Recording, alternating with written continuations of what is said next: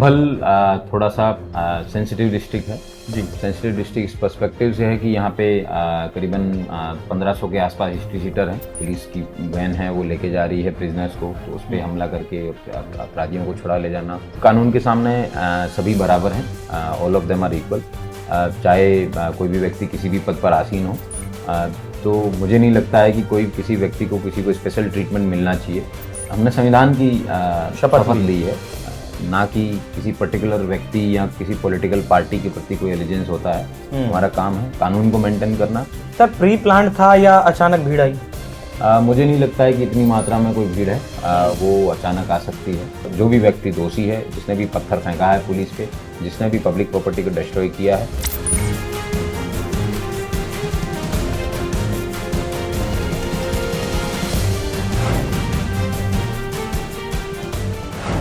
नमस्कार, NMF news पर आप सभी का बहुत स्वागत। मैं हूं आपके साथ अभिषेक पुंडी। संभल चर्चाओं में भी है और विवादों में भी। विवाद आप जानते ही हैं और चर्चाओं में जिस वजह से हैं वो आज मेरे साथ हैं संभल के एसपी के बिश्नोई। सर, बहुत बहुत स्वागत है आपका एनएमएफ न्यूज पर। Thank you Abhishek ji. Sir, शुरुआत करूं, सबसे पहले ये बताइए कि संभल जो है, जब आप यहाँ 2 महीना 7 दिन पहले आए और उसके बाद से अब तक कानून व्यवस्था क्या उस वक्त थी और क्या आज है? संभल थोड़ा सा सेंसिटिव डिस्ट्रिक्ट है जी। सेंसिटिव डिस्ट्रिक्ट इस पर्सपेक्टिव से है कि यहाँ पे करीबन 1500 के आसपास हिस्ट्री सीटर हैं। और यहाँ क्राइम जो है वो पहले काफ़ी ऑर्गेनाइज्ड क्राइम रहता था, और कुछ ऐसे हॉटस्पॉट्स हैं, पर्टिकुलर जगह हैं जहाँ पे क्राइम की पेट्रोलिंग है, उसको और सीरियसनेस के साथ करने की आवश्यकता रही है। तो हमने प्रयास किया है कि उन सारे हॉटस्पॉट्स को आइडेंटिफाई करके वो एरियाज जहाँ पे पहले पुलिस जाने से पहले कतराती थी, तो उन सब जगहों पे फोकस किया है। और अभी कानून व्यवस्था काफ़ी सुधरी हुई है और किसी प्रकार का कोई भी ऐसा मर्डर या फिर लूट इस तरीके की कोई भी अनवर्कड आउट नहीं है। तो मैं काफ़ी वर्तमान में जो स्थिति है उससे काफ़ी संतुष्ट हूँ। पुलिस क्यों कतराती थी सर जाने से? कुछ ऐसे एरियाज हैं जहाँ पे आपको काफ़ी मात्रा में संख्या में पुलिस बल ले जाना पड़ता है, ताकि रीइंफोर्समेंट के लिए, सब जगहों के लिए शांति बनी रहे और हमारा कोई किसी भी स्टाफ के साथ में कोई इस तरीके की बदतमीजी ना हो। लेकिन उसके बावजूद यहाँ पे कई ऐसे वाक़े आए हैं जब पुलिस पार्टी पे मेरे समय में भी हमला हुआ है और उससे पूर्व में भी हमला होता आया है।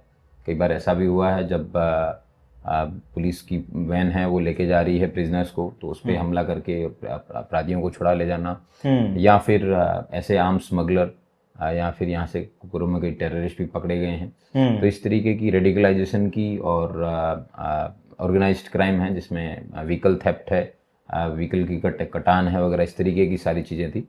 लेकिन उन सब पे अभी जो है वो नकेल कस दी गई है। चलिए सर, मौजूदा घटनाक्रम की अगर मैं बात करूँ तो बिजली चोरी को लेकर आपने अभियान चलाया। पहले आम लोगों के घर में आप गए, मस्जिदों से पावर हाउस मिले आपको छोटे छोटे। उसके बाद जियाउर रहमान जो सांसद है संभल के, उनके यहाँ की अगर मैं बात करूं तो क्या कुछ वो पूरा प्रकरण रहा? क्या आपके पास कोई टिप थी? कैसे जो बिजली विभाग है उसे इस चीज का पता लगा? और जो आपने कहा कि बहुत मात्रा में फोर्स ले जानी पड़ती है, हमने तस्वीरों में देखा किस तरीके से सांसद साहब के घर पर सुरक्षा की दृष्टि से फोर्स ले जानी पड़ी। बिजली चोरी का लाइन लॉस है, वो अगर आप राजस्थान में देखेंगे तो 8 से 9% है डिस्ट्रीब्यूशन का। यूपी में on an average it is around 25%। लेकिन संभल में जो कस्बे में जो लाइन लॉस है वो 75 से 80% है। कहने का मतलब है कि अगर 100 रुपये आप देते हैं, 100 रुपये का बिल टोटल बनता है, तो उसमें से 20 रुपये ही वापस बिजली डिपार्टमेंट को मिलते हैं। ये जब वाकया यहाँ के जो ऐसी हैं उनके द्वारा शेयर किया गया, तो डीएम महोदय और हमारे द्वारा एक ज्वाइंट मीटिंग की गई, और उसमें फिर लाइन लॉस को कम करने के लिए पुलिस सुरक्षा का है उन्होंने अनुरोध किया। तो शुरू में आज से करीबन 1.5 महीना पहले उनको यहाँ से 1-2 पीएसी प्लाटून है वो देके भेजा गया। तो उसमें काफ़ी उन्होंने कार्रवाई की और एक फीडर पे कम से कम 60 एम्पियर कम हुआ है लाइन लॉस इमीडिएटली कार्रवाई करने के बाद में। पुलिस विभाग के लोगों को, क्योंकि वो संख्या में कम होते हैं, 2 या 3 होते हैं, उनको प्रतिदिन उसी जगह पे काम करना होता है, वहीं पे लाइनें ठीक करनी होती है, तो उसी वजह से वो थोड़े चिंता में रहते थे।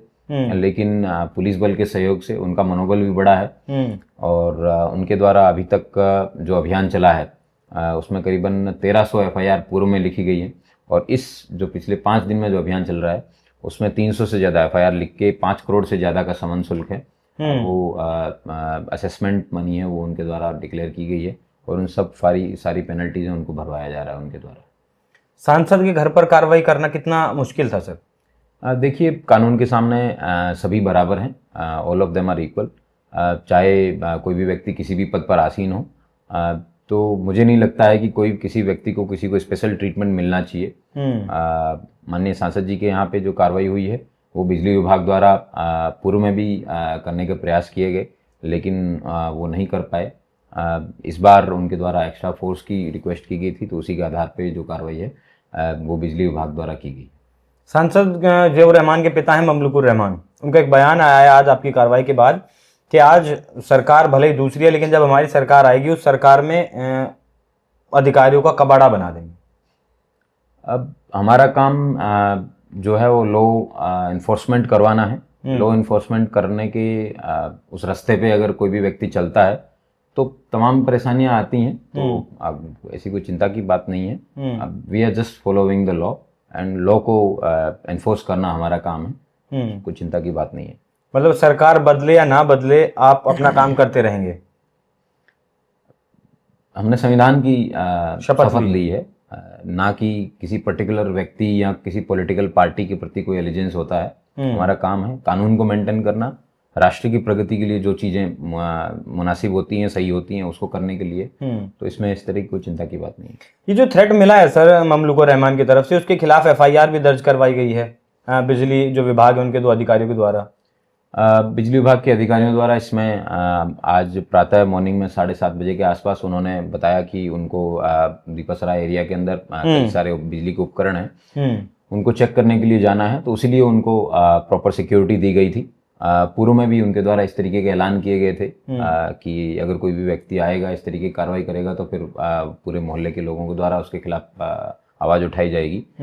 इस तरीके के थ्रेट को, परसेप्शन को ध्यान में रखते हुए ही प्रॉपर डिप्लॉयमेंट के साथ में हम लोग गए थे और वहाँ पे उनको प्रॉपर सिक्योरिटी प्रदान की गई है। उनके द्वारा जो उपकरण उनको चेक करने थे उनके द्वारा किए गए हैं और उसके बाद में उन्होंने आज प्रातः में थाना नखासा में करीबन 9:30 बजे के आसपास बिजली विभाग के कर्मचारियों द्वारा स्वयं उपस्थित होकर तहरीर दी गई कि इनके साथ अभद्रता की गई है, उनको राजकीय कार्य करने में उनको रोका गया है और उसके आधार पे फिर जो भी भारतीय न्याय संहिता है उसके तहत अभियोग पंजीकृत हुआ है और जो एविडेंस बिजली विभाग देगा उसके आधार पे कार्रवाई की जाएगी। मतलब सांसद जियाउर रहमान के ऊपर FIR दर्ज हुई है? माननीय सांसद जी के खिलाफ जो मुकदमा है वो बिजली विभाग द्वारा लिखा गया है और उनके पिताजी हैं ममलुकुर रहमान, जो उस समय घर में मौजूद थे, उनके द्वारा अभद्रता की गई है और राजकार्य में बाधा डाली गई है। उसका मुकदमा बाद में बिजली विभाग द्वारा लिखवाया गया। तो इसके ऊपर कुछ कार्रवाई हुई जो जिस तरीके से वो थ्रेट दिया गया घर में ममलुकुर रहमान? जो एविडेंस बिजली विभाग के लोगों के द्वारा दिया जाएगा, जिसमें उन्होंने कोई एक वीडियो के बारे में बताया है, उस वीडियो को विवेचना में शामिल किया जाएगा और उसी के आधार पर कार्रवाई की जाएगी। मतलब अभी आपने वो देखा नहीं है वीडियो। ये जो मस्जिदें मिली हैं 4 जिनके ऊपर आप लोगों की तरफ से जुर्माना भी लगाया गया, क्या उन मस्जिदों के ऊपर और भी कुछ कार्रवाई हुई है या वहां असल में जो हमने देखा कि छोटे छोटे पावर हाउस बनाए हुए थे वो वाकई में बनाए हुए थे या कुछ और मामला था सर? आज से करीबन 3-4 दिन पहले अर्ली इन द मॉर्निंग जो शासन द्वारा दिए गए दिशा निर्देश हैं जिसमें ध्वनि विस्तारक यंत्रों पर रोक लगाना जरूरी है, तो उसमें कई ऐसे मंदिर थे जहाँ से आरती की आवाज़ या फिर मस्जिदों से अजान की आवाज़, इस तरीके की शिकायतें मिल रही थी। उसी को ध्यान में रखते हुए DM महोदय और मैं दोनों स्वयं और अन्य अधिकारियों को लेके पूरे जनपद संभल में विभिन्न क्षेत्रों में इसकी चेकिंग करवाई गई थी। तमाम लाउडस्पीकर उतरवाए गए थे। उसी समय एक बिजली कर्मचारी की नज़र जो है वो भी, क्योंकि उनकी भी ड्राइव चल रही थी, वो लोग भी साथ में थे, तो उनके द्वारा एक मस्जिद को स्पॉट किया गया जिसमें कोई बिजली का मीटर नहीं चल रहा था, लेकिन उसके अंदर तमाम प्रकार की लाइटें जल रही थी और उसको जब देखा गया तब उनके वहाँ पे कई प्रकार के हीटर जो कि पूरा 5000 लीटर का टैंक है, पानी को गर्म कर रहे थे, इस तरीके की चीज़ें भी मिली। और उसके बाद में जब उसकी छत पे चढ़ के देखा गया तो वहाँ से पीछे की कई सारे घरों में है वो बिजली सप्लाई की जा रही थी। इस तरीके की 4 मस्जिद और एक मदरसा उनके खिलाफ कार्रवाई की गई और वहाँ से फिर मुकदमे भी लिखे गए। ठीक है सर, 24 नवंबर की अगर मैं बात करूं तो सर बहुत सारी कहानियां हैं 24 नवंबर को लेकर, आपने भी सुनी होंगी। विपक्षी नेता हो या फिर एक लॉबी अलग तरीके की हो जो प्रशासन के खिलाफ चल रही है, बहुत सारी चीजें बताई गई। तो आप बताइएगा, आप उस वक्त ऑन द स्पॉट थे, मौके पर थे, कहां से शुरुआत हुई, क्या कुछ हुआ, क्या आपको वहां फेस करना पड़ा? 19 तारीख को माननीय न्यायालय चंदोसी कोर्ट के सीनियर जज जो सिविल के हैं उनके द्वारा बताया गया, दोपहर में उनके द्वारा एक ऑर्डर दिया गया, उनके द्वारा कोर्ट कमिश्नर अपॉइंट किया गया। कोर्ट के कमिश्नर द्वारा उसी दिन सर्वे के लिए अनुरोध किया गया था माननीय डीएम साहब के यहाँ, उसके बाद में फिर हमारे पास भी आए। उसी आधार पे और जामा मस्जिद के जो कमेटी हैं उनको भी कॉन्फिडेंस में लेते हुए सर्वे उस दिन करवाया गया। लेकिन उस दिन सर्वे में काफ़ी दखल रही, उसकी वजह से उन्होंने अगले दिन कंटिन्यू करने के लिए बोला गया। लेकिन वहाँ पे उस दिन 20 तारीख को चुनाव था, तो हमारे यहाँ की काफ़ी फोर्स है वो मुरादाबाद में लगी हुई थी। और 21 तारीख को फिर उसमें पीस कमेटी की मीटिंग की गई, जिसमें सभी स्टेक होल्डर्स को बुला के एक बार फिर समझाया गया कि हिंदू पक्ष मुस्लिम पक्ष कि किस प्रकार का ये मसला है और ये कोर्ट की ऑर्डर है और कोर्ट का आदेश का पालन कराना ये डीएम की और मेरी जिम्मेवारी है। It is our personal responsibility to ensure कि कोर्ट का आदेश है उसका अनुपालन हो। 22 तारीख को जुम्मा था, इसकी वजह से उसको टाल दिया गया। और फिर 24 तारीख को ऐसा समय जिस समय कोई अजान ना हो या कोई ऐसी परेशानी ना हो, प्रातः के समय में वो डिक्लेयर किया गया था और प्रातः मॉर्निंग में गए थे। और लेकिन ओवरनाइट एक ये प्रॉपर प्लानिंग के तहत काफ़ी भीड़ है, वो 8:30 बजे के आसपास जामा मस्जिद की 3 तरफ इकट्ठी हो गई और भीड़ द्वारा फिर नारेबाजी की गई, पथराव किया गया। उसमें हल्का बल प्रयोग है वो पुलिस के द्वारा आवश्यकता अनुसार किया गया। लेकिन 10 बजे के आसपास जब सर्वे पूर्ण करने की बात बताई गई तो उसके बाद में काफ़ी भारी मात्रा में पथराव हुआ, फायरिंग आई उनकी तरफ से, जिसमें हमारे कई अधिक लोगों को चोट भी लगी है, फायरिंग में लोग घायल भी हुए हैं, उनको वहाँ से अस्पताल भी पहुँचाया गया। और उसके बाद में वहाँ पे कुछ अन्य सिविलियन भी हैं, वो भी इंजर्ड हुए थे, उनको भी पुलिस द्वारा अस्पताल ले जाया गया। उनमें से अनफॉर्चुनेटली 2 लोगों की यहाँ के हॉस्पिटल में डेथ हुई थी, 2 लोगों के उपचार के दौरान मुरादाबाद में डेथ हुई है। लेकिन उस पूरे घटनाक्रम को करीबन 4 साढ़े चार घंटे में उस घटना पे कंट्रोल है वो कर लिया गया और शांति व्यवस्था व्याप्त की गई और सर्वे को जो है वो पीसफुली कंडक्ट करवाया। और वो सर्वे जो है कंप्लीट होने के बाद में वो लोग शांतिपूर्वक तरीके से यहाँ से चले गए। सर 24 तारीख के सर्वे से पहले 22 तारीख में जुमे की नमाज हुई थी जामा मस्जिद जी। यहाँ के माननीय सांसद जियाउर रहमान भी आए थे, उनके ऊपर प्रशासन ने आरोप लगाया है कि वहाँ कुछ भड़काऊ भाषणबाजी की गई जिसके बाद वो भीड़ 24 तारीख में इकट्ठा हुई। ये इन्वेस्टिगेशन का मैटर है। इन्वेस्टिगेशन एक एसआईटी की टीम द्वारा किया जा रहा है, तो इसके बारे में मेरे द्वारा कमेंट करना उचित नहीं होगा। लेकिन इसके वीडियोस हैं वो पब्लिक में हैं, आप भी देख सकते हैं और उससे आप भी कंक्लूजन पे पहुंच सकते हैं कि किस प्रकार के भाषण उनके द्वारा दिए गए। हाँ, उन्होंने कहा कि हमें मस्जिद को सुरक्षित रखना है, हम इस देश के मालिक हैं, तमाम तरीके की बयानबाजी उस वक्त आई। लेकिन ये भी बताइएगा, आप पहले उधर से पत्थरबाजी हुई या आप लोगों ने उन लोगों को पीछे करने की कोशिश की? नहीं, जब उनके द्वारा नारेबाजी की गई, नारेबाजी उनको शांत करने का प्रयास किया गया, लेकिन उनके द्वारा और जब ऊपर से प्रेशर बनाया गया, फिर पीछे से पथराव शुरू हुआ, तो उसके बाद में लाठीचार्ज हुआ। सर प्री प्लान था या अचानक भीड़ आई? मुझे नहीं लगता है कि इतनी मात्रा में कोई भीड़ है, वो अचानक आ सकती है। और इसकी सूचना एक दिन पूर्व में मस्जिद कमेटी को दे दी गई थी, तो वो सूचना कहाँ से स्प्रेड हुई है ये विवेचना का विषय, इन्वेस्टिगेशन का पार्ट है। और इसमें एक शासन द्वारा जुडिशियल कमीशन भी अपॉइंट किया गया है, वो भी इस चीज़ को इन्वेस्टिगेट कर रहे हैं और उसके आधार पे जो भी फाइंडिंग्स हैं वो आपके सामने समय पर रख दी। हाँ, क्योंकि अयान एक लड़का 17 साल का जो इस दौरान मारा गया, मैं उसके परिवार वालों से भी मिला तो उसने कहा कि हाँ कोई बात नहीं, हमारा बच्चा मस्जिद के लिए शहीद हो गया और उसका घर लगभग 6 से 7 किलोमीटर दूर रहा होगा। तो अचानक एकदम से इतनी दूर से आना, होटल में काम करता था, पैदल गया होगा, रिक्शा वगैरह से गया होगा? नहीं, काफी दूर दूर से भीड़ तो आई थी ना सर? भीड़ जो है वो अभी तक जो है वो जनपद संभल के लोगों के ही इकट्ठा होने की बात है वो प्रकाश में आई है। लेकिन कई ऐसे तमाम लेटर हैं और अगल बगल के जनपदों के, जिसमें बुलंदशहर, अमरोहा, रामपुर, यहाँ के लोगों के भी लेटर्स आए हैं, उनको भी इन्वेस्टिगेशन का पार्ट बनाया गया है और उनको भी छानबीन की जा रही है उनके बारे में भी। जो लोग पकड़े गए 41 लोग, उनके ऊपर किन धाराओं में मुकदमा दर्ज करवाया गया, कार्रवाई चल रही है? यहाँ पे घटना के बाद में कुल 7 मुकदमे पुलिस की तरफ से दोनों थाना नखासा, थाना कोतवाली संभल में लिखाए गए थे। 4 जो मृतक हैं उनकी तरफ से भी मुकदमे थाना कोतवाली संभल और नखासा में लिखवाए गए, और एक मुकदमा जो है वो पाकवाड़ा मुरादाबाद के अंदर लिखवाया गया, जो 0 FIR थी, वो भी यहाँ पे ट्रांसफर हुई है। 12 के 12 मुकदमों की जांच है वो एक SIT द्वारा, स्पेशल इन्वेस्टिगेशन टीम है, और इंस्पेक्टर लेवल के लोग हैं उनको अपॉइंट किया गया, जो कि कोतवाली, संभल या नखासा या फिर मेडिसिनल SP नॉर्थ के क्षेत्र में नहीं पड़ते हैं। वहां से इन्वेस्टिगेशन को हटा के क्राइम ब्रांच से करवाया जा रहा है, मेरिट पे इन्वेस्टिगेशन करवाया जा रहा है, साक्ष्य के आधार पे कार्रवाई की जा रही है। कोई भी निर्दोष है वो जेल नहीं भेजा गया है, और जो भी व्यक्ति दोषी है, जिसने भी पत्थर फेंका है पुलिस पे, जिसने भी पब्लिक प्रॉपर्टी को डिस्ट्रॉय किया है, उन सबके खिलाफ जो है कार्रवाई की जाएगी। जिन्होंने पब्लिक प्रॉपर्टी को डिस्ट्रॉय किया है उनसे वो जो है भुगतान करवाया जाएगा, उनसे वसूली की जाएगी। बिल्कुल। करीबन 1,15,00,000 रुपए का नुकसान हुआ है। उसमें एक जमालुद्दीन नाम के व्यक्ति हैं, उनके बेटे डॉक्टर हैं दिल्ली में, उनकी कार जलाई उनके द्वारा। पुलिस के सब इंस्पेक्टर हैं गुन्नौर थाने में, उनकी भी कार जलाई गई। पुलिस की लेपर्ड या फिर पुलिस कर्मियों की पर्सनल जो बाइक हैं जिन पे वो आए थे वहाँ ड्यूटी के लिए, उन सब की गाड़ियां भी जलाई गई, ट्रांसफार्मर जलाए गए, CCTV तोड़े गए।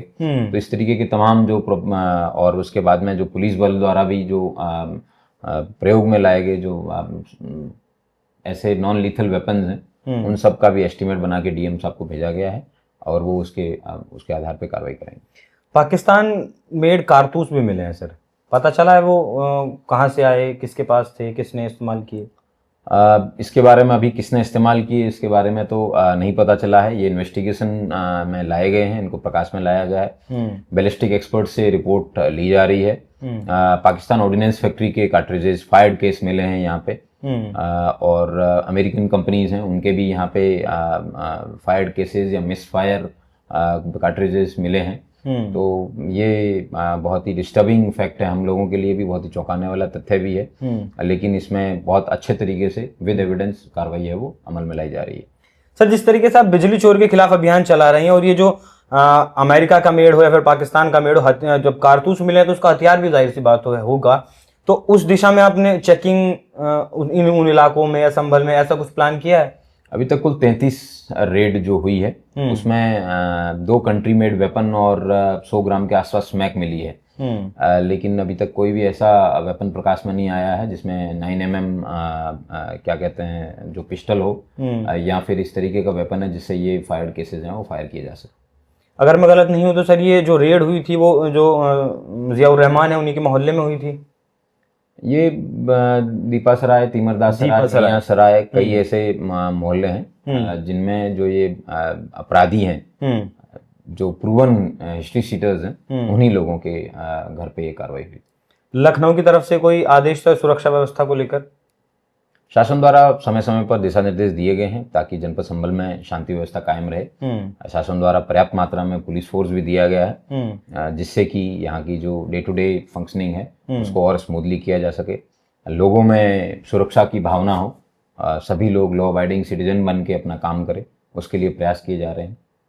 सर, 46 साल बाद जो मंदिर मिला, आप लोगों ने उसकी सफाई की, वहाँ पूजा अर्चना शुरू की आपने, और DM साहब राजेंद्र पेंसिया ने वहाँ पूजा की, तो तमाम लोगों ने सवाल उठाए।